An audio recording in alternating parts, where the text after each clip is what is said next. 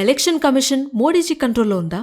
ఈ క్వశ్చన్ ని ఆన్సర్ చేసే ముందు ఫస్ట్ ఎలక్షన్ కమిషన్ గురించి తెలుసుకుందాం. ఇండియన్ కాన్స్టిట్యూషన్ లో ఆర్టికల్ 324 ప్రకారం ఎలక్షన్ కమిషన్ అనేది ఇండియాలో ఎలక్షన్స్ కండక్ట్ చేసే మెయిన్ బాడీ. ముందు ఇది సింగిల్ మెంబర్ బాడీగా ఉండేది. దాని head chief election commissioner and ఈ సిఇసి ని ప్రెసిడెంట్ అపాయింట్ చేస్తారు. బట్ ఆనెస్ట్లీ ప్రెసిడెంట్ కంటే actual decision power prime minister influence తోనే జరుగుతుంది. అండ్ ఈ CEC status supreme court judge తో సమానం. సో ఆయన్ని రిమూవ్ చేయడం చాలా డిఫికల్ట్. 1989 లో Rajiv Gandhi government 3 member system ని ఇంట్రడ్యూస్ చేసింది. తర్వాత చేంజెస్ జరిగాయి. కానీ తిరిగి నరసింహారావు గవర్నమెంట్ మళ్లీ 3 మెంబర్ సిస్టమ్ రీస్టోర్ చేసి ఈక్వల్ ఓటింగ్ పవర్ ఇచ్చింది. ఈ ఎలక్షన్ కమిషనర్స్ ని అపాయింట్ చేసే పవర్ మాత్రం ప్రైమ్ మినిస్టర్ దగ్గరే ఉండేది. సో 2023లో సుప్రీం కోర్ట్ ఒక డెసిషన్ తీసుకుంది. అపాయింట్మెంట్స్ ఇండిపెండెంట్ ప్యానెల్ ద్వారానే అవ్వాలని ఆర్డర్ ఇచ్చింది. అండ్ ఆ ప్యానెల్ లో ఉండాల్సింది prime minister, leader of opposition and chief justice of India. Reason ఈ ఎలక్షన్ కమిషన్ గవర్నమెంట్ కంట్రోల్లో పడకూడదు అని. కానీ మోడీజీ గవర్నమెంట్ కి ఈ సిస్టమ్ నచ్చలేదు. సో న్యూ లా పాస్ చేసి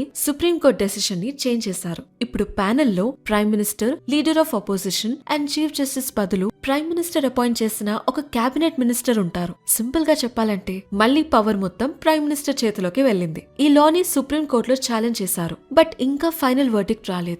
మీ ప్రకారం ఎలక్షన్ కమిషన్ ఇండిపెండెంట్ గా ఉండాలా లేదా గవర్నమెంట్ కంట్రోల్లో ఉండాలా? కమెంట్ చేయండి.